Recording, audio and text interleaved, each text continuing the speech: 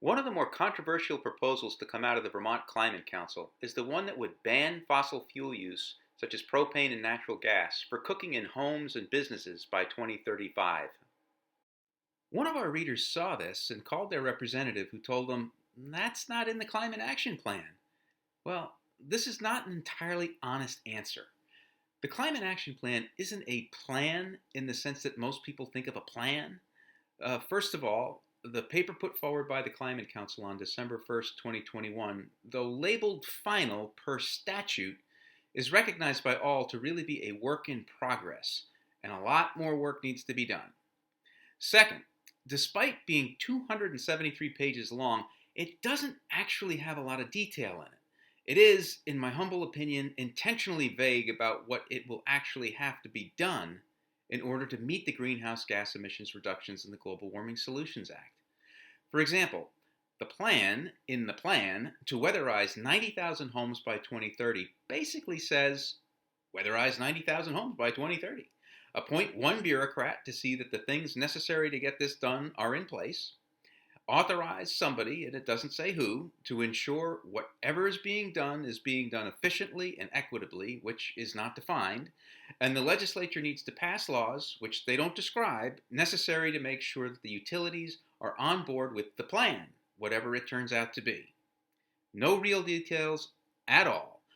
And the same is true of this other plan within the plan, too. Reduce energy use in buildings by at least 25% through cost-effective and affordable weatherization and energy efficiency improvements, as well as through the use and enforcement of energy codes. Well, what does that mean? And how do we actually do that? Now, if you want the details of what's coming, you have to go back into the conversations of the Climate Council, which we have done. Other mechanisms. The modeling does reflect a phase out of fossil fuels for cooking and water heating as well. And as I said to start, space heating is the real key for reducing the emissions, but we need to also phase out fossil use for water heating and cooking to meet the GWSA targets.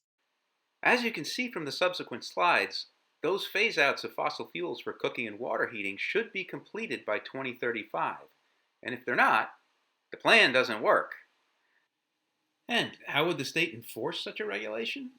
Richard Cowart of the Climate Council provides some options, none of which are particularly pleasant. A different option is a time of sale requirement. That is, the standard kicks in when units are changing hands, and that is, in a very practical sense, often the very best time to improve a building.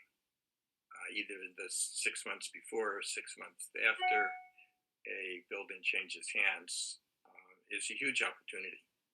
And you could link that to some provisions in the property transfer tax that provide an extra incentive for improvements at that time. A different example would be to impose equipment standards at time of sale or installation of new equipment. So there's a portfolio of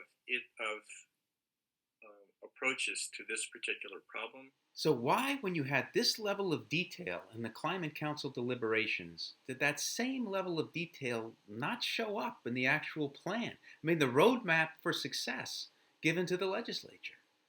I think Council Member Johanna Miller sums it up pretty well.